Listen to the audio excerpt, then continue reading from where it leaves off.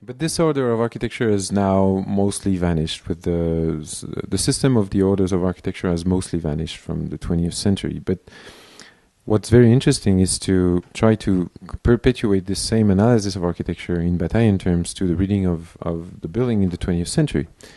For instance, the housing Rue de Prague, which was the first social housing that was built in France, and to which Marie-Jeanne Dumont has dedicated a very important article. If we look at this building in the usual architectural term, we would talk about the facade, the bricks, the windows. But if we look at it in Bataille terms, the ideological order running through this, its anthropological ordering function, does not lie in the facade, it lies in the program. The program is extremely interesting. It's composed of a school in which guys are taught to work on wood and the girls will learn how to sew and cook. The plates that the little girls cook are then massively produced for the entire building, but it's not in the form of a restaurant because the family ought to eat as a nuclear family. So it's a place where the families will go pick up their plates and bring them back into their living unit. The kindergarten is free all day long until the hour at which the factory closes. Then it becomes paying. In order for men to not go spend their money in alcohol, and this is really written and documented, not to spend it on alcohol, but to go back take care of their family. This building is actually a way to design the working class. This building was founded by the Rothschild. Its anthropological function seems to be to design the working class. Another interesting example of the way architects are obsessed with form much more than what actually occurs in it, or the meaning of form, is the Richard Hunt building, one of the first skyscrapers. Vitruvius did not leave us any example of skyscrapers. So how can we make the form of a skyscraper architectural? Well, here it's by using homotesy, symmetry. In the ancient term meant homotesy. And basically you take a Haussmannian building, you blew it 10 times, and what was once a window is now containing 10 windows. But the form, even if monstrous, actually appears here as a form that one knows. It seems like architects have been very much involved in trying to make acceptable new forms by re-entering them into a pre-existing formal system. So questions that arise then are very, in terms of ideological, there are one like the one that that Rem Koolhaas stated in the Chronochaos exhibition at the Venice Biennale, when he claims, by disconnecting the role of the architects from the public sector, the market economy severed the connection between architecture and idealism. If we were to look at architecture this way, maybe we could also come up with an alternative reading of the history of materials. The history of materials, according to architects, can be maybe resumed by this famous Louis Kahn sentence saying, "What does the brick want?" Well, in more materialistic terms, let's say, a great example is given by Olivier Razac in the book called A Political History of Barbed Wire, in which he says that one single material, barbed wire, is actually co-responsible or allowed for the three major catastrophes of the 20th century to happen, or of the modernity to happen. One being the extermination of Native Americans, because the way the West was won is actually through barbed wire, and it's by always pushing further Native Americans via barbed wire that this conquest actually happened. And the disappearance of Native Americans is very much tied to this. The second catastrophe is obviously the First World War. What we call the Trench War was mainly determined by barbed wire. When you have a wall made out of stone, you can bomb it and go through it. When you have a wall out of barbed wire, you can't destroy it. Or even if you can, it can be pulled back on in one night. The troops could not make progress and were entrenched because of barbed wire. And the third major catastrophe of modernity, as he lists them, is the Nazi program of the final solution, in which not only the Jewish people, the Tzigans, the homosexual, the communists, the anarchists were supposed to disappear, but the process of disappearance of these people was itself supposed to disappear. And this was made possible by the use of extremely lightweight wall system, which was the barbed wire. This exhibition advocates for a rereading of architecture in such political, materialistic terms. What is the story of mankind? What is the impact of ideologies in the construction of the built environment?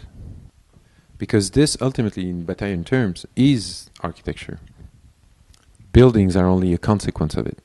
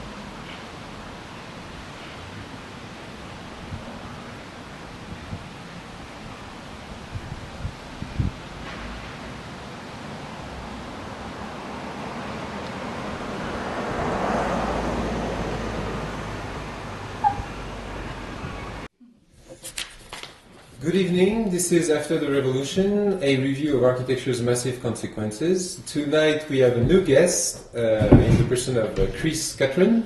Hello. Hello. So Chris Cutrone is a college educator, writer and media artist, committed to critical thinking and artistic practice and the politics of social emancipation.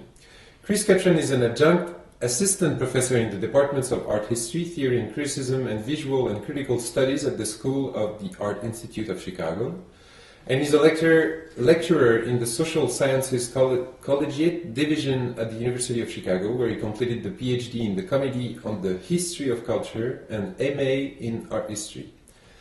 He received the MFA from the School of the Art Institute of Chicago and the BA from Hampshire College. His doctoral dissertation is on Adorno's Marxism. Chris Cutrone is the original lead organizer of Platypus, affiliated society. Platypus. Mm-hmm. From 1989 to 1992, the fall of the Berlin Wall, the Gulf War, and the collapse of the Soviet Union, to the Los Angeles riots and the election of Bill Clinton, Cutrone was a youth member of the Spartacist League, US section of the International Communist League, Fourth Internationalist, upholding the revolutionary socialist tradition of Marx, Engels, Lenin, Luxemburg, Trotsky, and the October Revolution of 1917. Chris Cutrone is also the editor of the blog The Last Marxist. So, there's a lot of questions I would like to ask you. I will invite people from both the right and the left in this TV show. First thing is, this TV show is entitled After the Revolution and works from the assumption that there has been a revolution, but that against all fears, this revolution was not led by the proletariat, but by the capital. Meaning that revolutions are possible. I believe we've been hit by one of Marxist proportions, I would say. And we went from, for example, we went from a ratio of 1 to 30 to 1 to 350 between high and low wages in 30 years. Mm. So, would you agree with this statement? And if yes or if no, what the hell happened? I do think that there has been a significant transformation of the world in the last generation, over the last 40 years. And certainly it has been led by the right, by neoliberalism. And I would say that it responded to a crisis. a crisis in the 1960s and 1970s that was simultaneously economic, political, cultural, and social, and was first expressed by the New Left, but then taken over by the neoliberal right. And so that meant that the left, as it had been defined in the previous generation, mostly through Soviet communism, came into crisis, and that opened an opportunity for a new left. In the United States, the Democratic Party experienced the ruling Democratic Party, which had been the majority party since the New Deal of FDR in the 1930s, experienced a crisis, a combined crisis, first with the Civil Rights Movement, and then with the Vietnam War. And I think that all of these things produced a new turn on the left in the 1960s, whose consequences we still live with. And so it seems that socialism or communism have disappeared from people's minds around here. Whereas I understand correctly, if I understand correctly, there has been a very strong tradition of left-wing radical ideas in Chicago, lots of unions. And is that, could you give me a broad picture of what happened with the leftist organization, both in, let's say, in the US and more specifically in Chicago since McCarthyism? Well, I'd go back to an earlier history, which is, of course, the Haymarket strike. So can you restate what happened at the Haymarket? This was a working class movement for the 8-hour day or the 40-hour week. Really the 8-hour day. And which was a radical demand at the time, back in the late 19th century.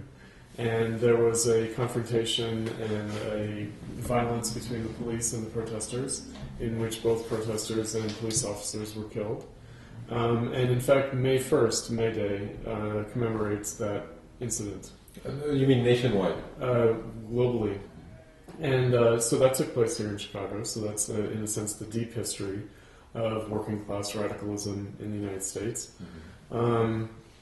Later, Chicago was a center of the Communist Party. For the United States. For the US. Yes, for the United States. And even today, one of the larger socialist organizations, the International Socialist Organization, has its headquarters here in Chicago. And there are other left groups that also have their headquarters here in the 1950s. The party was in decline anyway after World War II. For what reason did you? Well, I think that there was a change in the way the working class was organized. So the Communist Party had been involved a great deal in the 1930s with a new upsurge of working class organization in the Congress of Industrial Unions, the CIO, which was in opposition to the more conservative craft unions, the American Federation of Labor. So the AFL and the CIO were in competition, but after World War II they united, so that's why we have the AFL-CIO now combined. And so there was a decline in labor radicalism, and that decline in labor radicalism marginalized the left, marginalized the communist left among the working class. So it could be internal dissensions that would have fragilized it. Going on down my list. So, in this exhibition, I claim that, according to Bataille, architecture is the ideological ordering of reality, and as such, architecture is not as much to be found in the production of buildings, per se, but rather in economic theories, mainly neoliberalism here. Do you believe that reality is designed according to ideological principles? And if so, do you think we can come up with the design of an alternative future as an intention? I would say that it depends on the historical epoch that one is referring to. For instance, I think that what had been an essentially religious cosmology that had persisted for thousands of years in traditional civilization broke down and was dissolved by bourgeois revolution, by transformation in social relations after the Renaissance, but leading up to the 17th, 18th, and 19th century, the era of revolution. And again, one could see that religion expressed an ordered cosmos, a divine order, a great chain of being in Christian cosmology. But I think that rather than religion ordering reality, I think that religion tried to understand the way reality was ordered in terms of the way people had already practiced their social life. So the castes that existed, the aristocratic, the feudal lords, the knights, the warrior caste, and I think that religion tried to make sense of that. In other words, rather than imposing an order on it, it tried to give a kind of divine sanction to it, to make sense of it. That's the way I understand theology.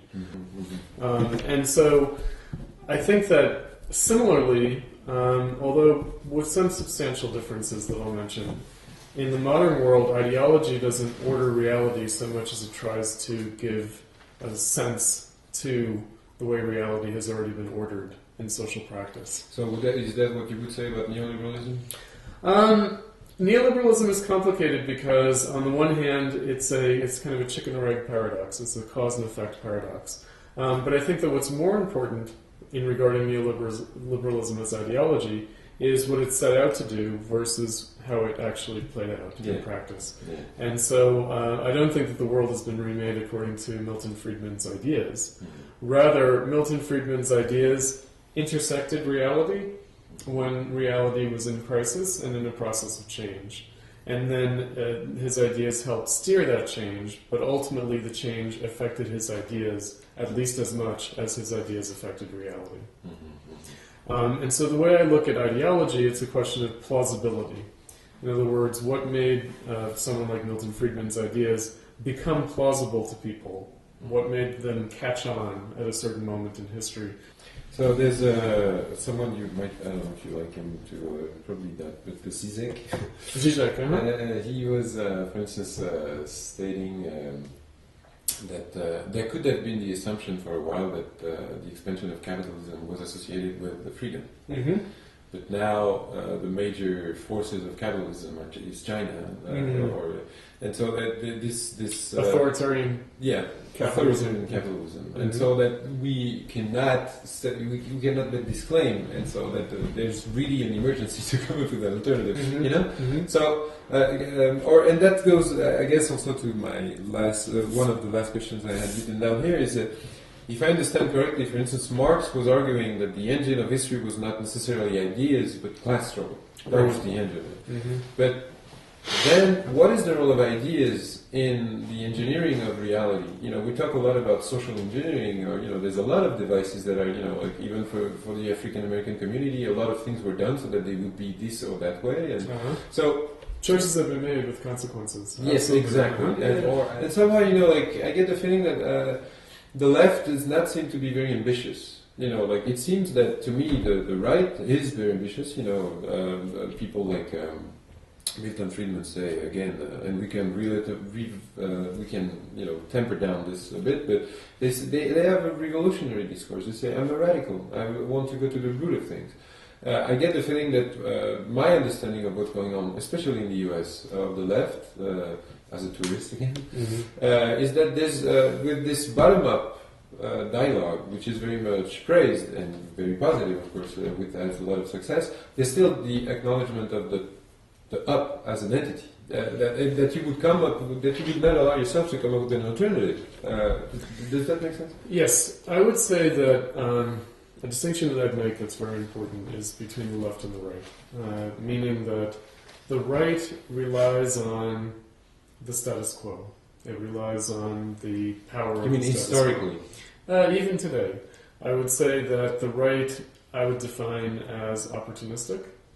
And again, serving to justify changes rather than being critical in the way that the left is. In other words, the left really tasks itself with thinking about what's possible in a way that doesn't have to compromise so much with the status quo. The right is really about compromise. It's really about curtailing freedom and saying, well, you can't do this, and this is the realm of the possible, etc. So, in that respect, a couple of things. I would say that Milton Friedman sacrificed about half of his program in compromise with the status quo. Meaning, he says, you know, he's for free markets and for choice, giving people choice. He advocated rather than welfare, rather than using tax money to fund social programs, he instead offered a negative income tax, where you just give money to poor people to spend as they would. That, of course, was not followed. That was not followed. So there was never a negative income tax. There was never that kind of grant to poor people. In that respect, he didn't, in fact, serve the market. Right? In other words, he offered the market in a very partial way, ultimately. I think that his goal was to make society much more market-oriented than it has turned out to be, meaning the state still controls a great deal.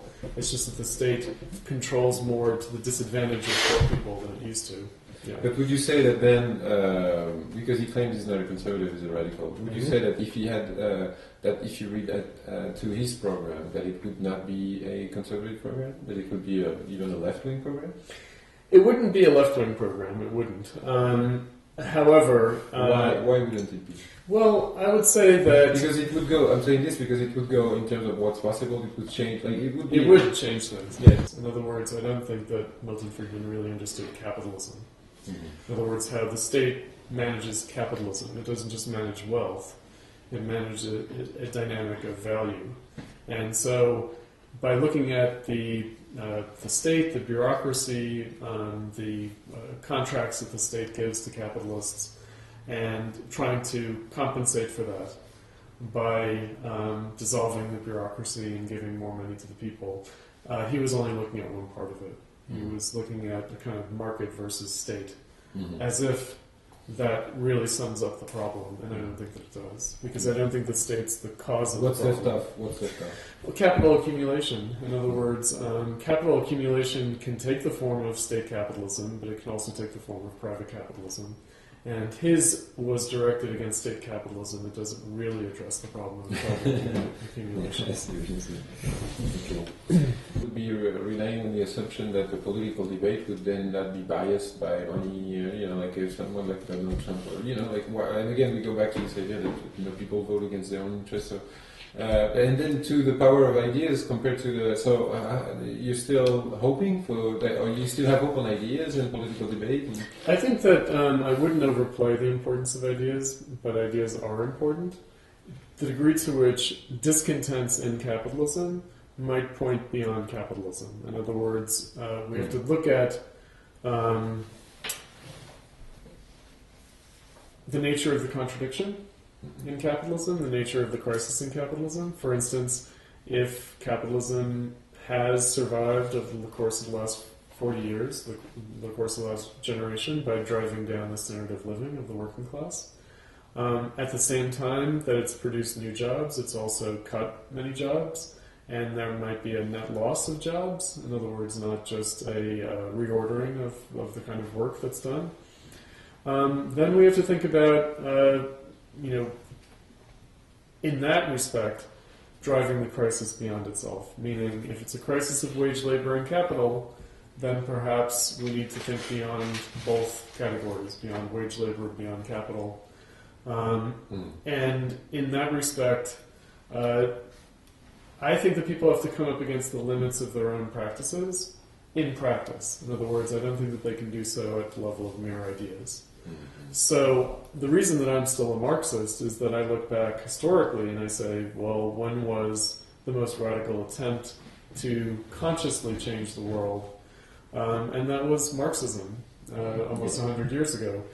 And in that respect, the idea is that the workers in pressing their demands against the capitalists would come up against their own limits as workers. In other words, they'd come up against the limits of a society organized around labor, around work. And I understand socialism to be the realization of capitalism, the possibility of going beyond work. What you've had instead, because capitalism is a crisis of wage labor, What you've had instead is a transformation of wage labor. So you have regimes of wage labor that suffer a crisis, and then wage labor gets reestablished on a different basis. 11th thesis of Feuerbach, philosophers until now have mainly analyzed interpreted the world. Interpreted the world. The point is to change it. The it. point, however, is to change it. So, as you said, it seemed like the idea of changing the world would be, and there has been such a hope, a massive hope around the world. Till the point that it actually has been violently repressed. There was, so there has been, ideas have had a role in, the shaping the way, the world in which we live now. So, what should happen in order for us to change it?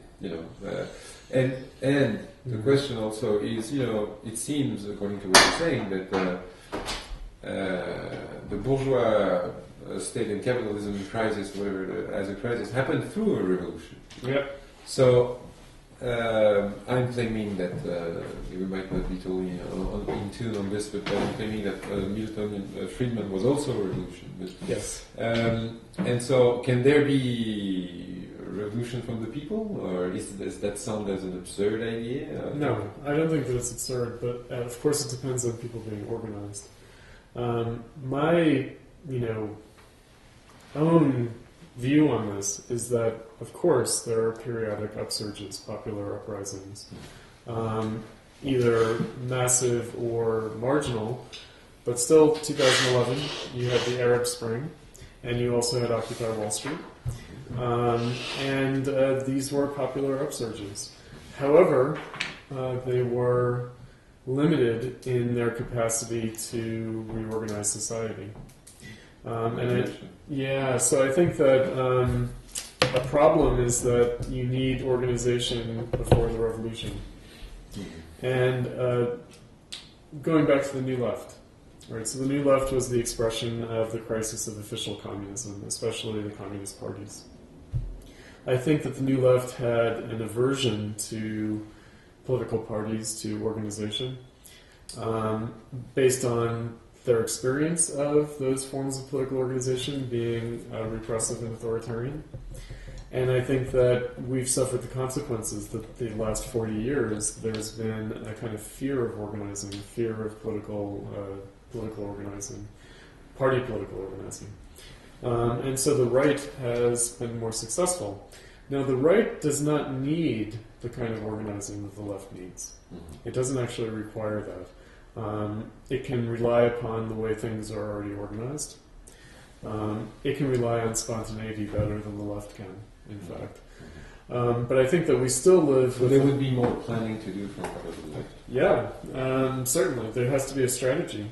There has to be a program. There has to be a plan of action. Which we don't have. Which we don't have. No, we don't have that.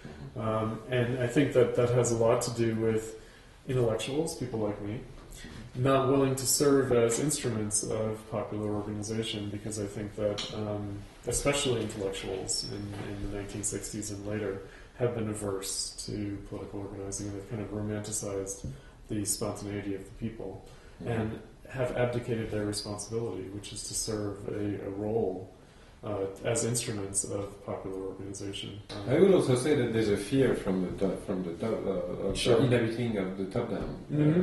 Yes, because that it's always about the people. But then, one of the other reasons why this show is called After the Revolution is about a quote from Zizek, which echoes what you were saying. He was saying it's always very moving to see the uprising of people, but what counts is the day after. Yes, absolutely, certainly. So, and so just like to end up, this whole show is about, the fact that architecture as a top-down phenomenon is a very scary thing, because, it oppresses people. But can we make the economy of a top-down system in order to escape and there's that quote that I wanted to put somewhere, because there was a very moving, there was a British writer who said recently, she received an award and said, I know it seems like capitalism is everywhere, and through whatever we do, but she says that so was the power of kings. Certainly. So you see what I'm saying? Should we go to the risk of a top-down system? Is that what we're bound to, or should we come up with alternative ways of thinking than the top-down system, which always would be bound to be associated with the oppressing of the people? For me, I don't think that it's a matter of top-down or bottom-up. I think that capitalism is both, and therefore any attempt to overcome it would have to be both. For me, it has to do with power and responsibility, meaning you can't really have responsibility without power, and you can't have power without responsibility, not in any effective way. And so I think that, again, I understand it as a problem of ideological vision in the sense that there's an inhibition about taking responsibility, taking power. Because taking power would mean taking responsibility, and I think that's averse for people. So people from the left. People from the left, absolutely. The right has no qualms about that.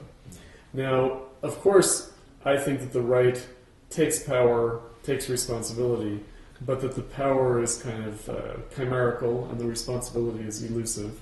So, again, I think that they flatter themselves that they have power that they don't really have. So, for instance, the neoconservatives had a plan for Iraq that did not work.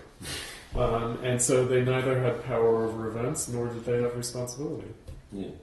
I think that the left is challenged to assert power and assert responsibility, to take responsibility in taking power. And that's a far more daunting task. It's funny because you were the ones inventing the revolution. We just sort of copied it somehow. But then it seems like, for instance, in France today, there's a plan. Like people from, at least from the radical left, or the so-called radical left, Mélenchon claims that there would be a constituant. There would be, like going back to the revolutionary process of saying, okay, but the people take power and then they assemble and they design. So he's saying, I don't have a program. It's the people who need to have a program. So would that...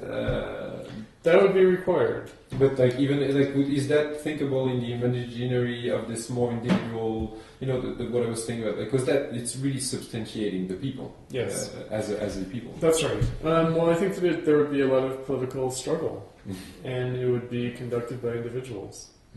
And they would become standard bearers. They would become, exponents of different tendencies. People would have to compete in their vision. And also, there would perhaps be a division of labor among different characters in any political transformation. Meaning, it's not that any one party or any one individual certainly could play the instrumental role. It would have to be a variety of characters, a variety of figures, a variety of organizations involved in changing the world. And that would involve political conflict. And I think that's also something that we fear. We fear political conflict and on the left. And the right does not. The right is willing to engage in political conflict in a way that the left is not. And the left being on the defensive is also undermined. Is that due to some sort of guilt of what happened in Russia? Certainly, certainly. The idea being that, and it goes back to the French Revolution as well, the fear of the Jacobins. Yeah, without willing to be a conspiracy theorist myself, it seems that has been a construct that that has been overplayed. Absolutely. And yet, it's there. Right? But that's a dominant ideological thing, much more than call it. Why do you call your blog the Last Marxist? What is the meaning of the Last Marxist? The Last Marxist. Well, it's of course somewhat tongue-in-cheek, and it's a provocation. Meaning, it raises the question of what would it mean to be the last Marxist. It isn't a claim to fame exactly. It's more like I'm shipwrecked. From this history, because I'd say that to try to remain true to Marxism at this late date is a peculiar kind of gesture. And so the last Marxist, meaning the Marxism that lasts. Because certainly I was, as a teenager, when I read the Communist Manifesto, the famous articulation of Marx and Engels, the famous articulation of Marxism, I was fundamentally changed in my view of the world. And I think that I've remained true to that change. In a way that many people on the Marxist left are not. And so that's what the other provocation is, to say, okay, can you remain true to Marx's vision in the sense of the full vision and the dialectical vision, the contradictory vision? Because Marx saw capitalism as revolutionary and as counter-revolutionary, as a crisis but also an opportunity. In other words, he had a dialectical conception of capitalism. And I think that ethos of willing to find the contradiction in reality and the contradiction in the attempt to change reality. Meaning capitalism is contradictory and any attempt to change it is contradictory. To embrace that contradiction, I think that that's something that is unique to Marx and unique to the movement that he inspired, but that has been lost. So I think that now people have a kind of undialectical view of capitalism. They think of capitalism as bad. They see it as a crisis only in a one-sided way. They don't see it as an opportunity. They don't see it in its potential impossibility. They see it only in its negative consequences. And I think that that really inhibits their ability to engage it and to change the world. So how would you still say within in this intention of from your part to be truly embracing the contradiction of capitalism as being partly like a positive or revolutionary system? What would you see that would dare to be kept, or that would be there to be used in some way? Again, I think that the fact that capitalism drives people into wage labor and continues to drive people into wage labor, so that people who were once peasants are now driven into wage labor, or people who are outside of the wage labor economy, like women, are driven into wage labor in various parts of the world, and that work is changed at the concrete level. I think that that's an opportunity. When I first lived in Chicago, there was a campaign to keep Walmart out of Chicago, because Walmart is seen as hostile to the working class, hostile to unions, it's low wages, etc. Whereas I thought, no, we should bring Walmart to Chicago and then organize the workers at Walmart. And that's how you do it. Walmart. Exactly. Or how you engage capitalism, right? And that, therefore, that has to be taken advantage of. I don't think that we should protect peasants from becoming exploited by capitalism. Because I think that being exploited by capitalism is a political opportunity for people that would not exist if they remained peasants. Okay. So that's the kind of one way of approaching it. I can see that, but it's very much along the lines of what I'm trying to do also, so I can find the ground on this. Thank you very much, Chris. That was very dense, and I'm going to have a hard time chopping this into 30 minutes again, but there will be a link to the full version of it too. So thank you. Tune in soon. There will be more. Cut.